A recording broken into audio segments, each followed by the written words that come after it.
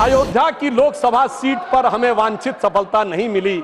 ये अपने आप में राजनीतिक विश्लेषकों के लिए एक फूड फॉर थॉट है कि एक वर्ग के लिए all eyes should be on Rafah, चाहे किसी को पता हो रफा है क्या, कहां ये ना पता हो, पर दूसरे के लिए all eyes should not be on Ayodhya.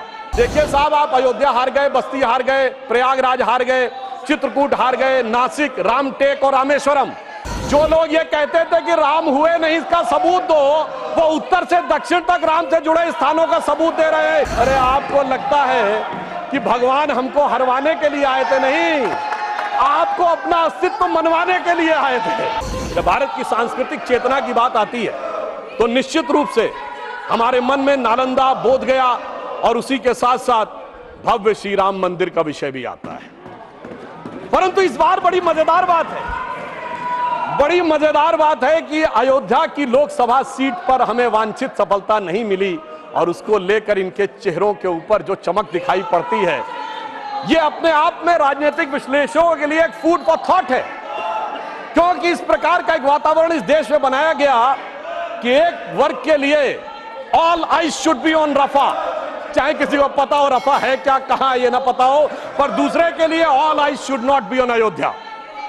परंतु मैं ये भी बताना चाहता हूं सभापति महोदय, ये लोग समझ नहीं पाए।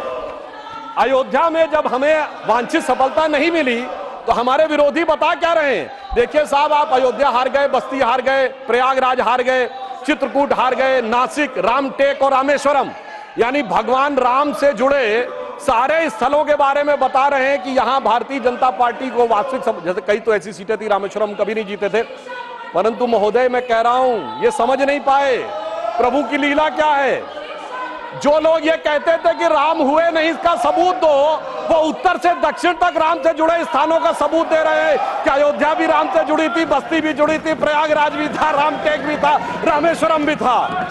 अरे आपको लगता है कि भगवान हमको हरवाने के लिए आए थे? नहीं, आपको अपना अस्तित्व मनवाने के लिए आए थे।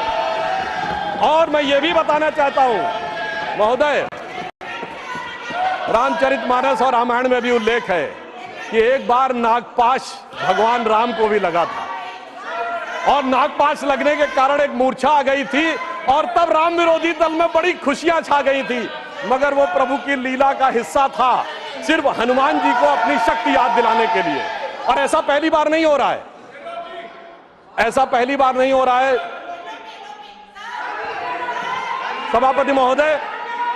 आज से 30 साल पहले मुझे याद है उत्तर प्रदेश में जब समाजवादी पार्टी और कांग्रेस सबने मिलकर सरकार बनाई थी, सपा बसपा और कांग्रेस आई ने मिलकर, तब एक नारा लगा था कि मिले मुलायम काशी राम, हवा में उड़ गए जय श्री राम। मगर हम तब भी नहीं डिगे थे और जो हवा में उड़ाने की बात कर रहे थे, 3 साल में हमने केंद्र में सरकार बना के दिखा दी थी और उत्तर प्रदेश में भी सरकार बनी थी। अरे अब तो इतना अंतर आया है, तब आप हवा में उड़ाने की बात कर रहे हैं, अब आप एक एक स्थान को बता रहे हैं। आप निश्चित रहिए, जिसे एक हम लोग जो प्रसिद्ध भजन सुनते थे उसमें यह कहा गया है, जो हनुमान जी का प्रसिद्ध भजन है कि रावण युद्ध अजान कियो तब नाग की फांस सबे सिर डारो।